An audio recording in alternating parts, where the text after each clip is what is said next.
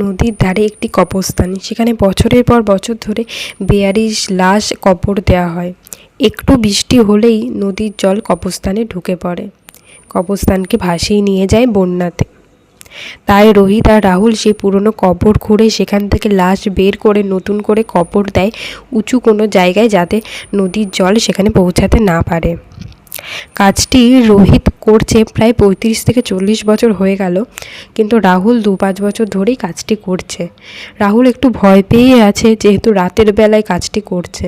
তাই সে তার ভাইজান রোহিতকে বলল, কাজটি সকালে করলে হবে না? রোহিত বলল, সারাদিন বৃষ্টি হচ্ছে, যখন তখন বন্যা হতে পারে, আজই করতে হবে। শোন, জীবিত মানুষকে ভয় পাবি, মরা মানুষকে না। এই কথা বলে তারা কোদাল দিয়ে কবর খুঁড়তে লাগলো। প্রথম কবরটি খোঁড়া শেষ হলো, দ্বিতীয় কবরটি খোঁড়া শেষ হলো। প্রতিটি কবর থেকে কঙ্কাল বেরোচ্ছে, কিছু হাড়গোড় বেরোচ্ছে, কিছু পাওয়া যাচ্ছে, কিছু পাওয়া যাচ্ছে না।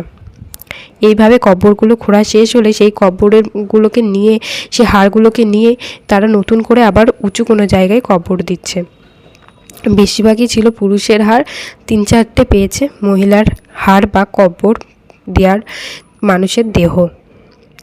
সেই কবরটি ছিল একটি মহিলার, যে কবরটি ছিল লাস্ট কবর, যেটি খুঁড়ে সেখান থেকে তুলে তারা উঁচু জায়গাতে কবর দেবে।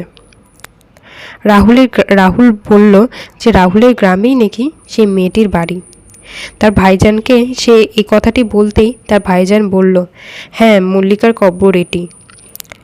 মল্লিকা যে গায়ে আগুন দিয়ে মারা গেছে, সেই মল্লিকার কবর এটি। তুই কি ভয় পাচ্ছিস মনে মনে? মাটি খোঁড় তাড়াতাড়ি, বাড়ি যেতে হবে তো নাকি? কত রাত হয়েছে দেখেছিস? বাড়ি যাবি না? তাড়াতাড়ি মাটি খোঁড়, তাড়াতাড়ি লাশটাকে কবর দিয়ে বাড়ি যাবো তো, ঘুমাতে হবে তো।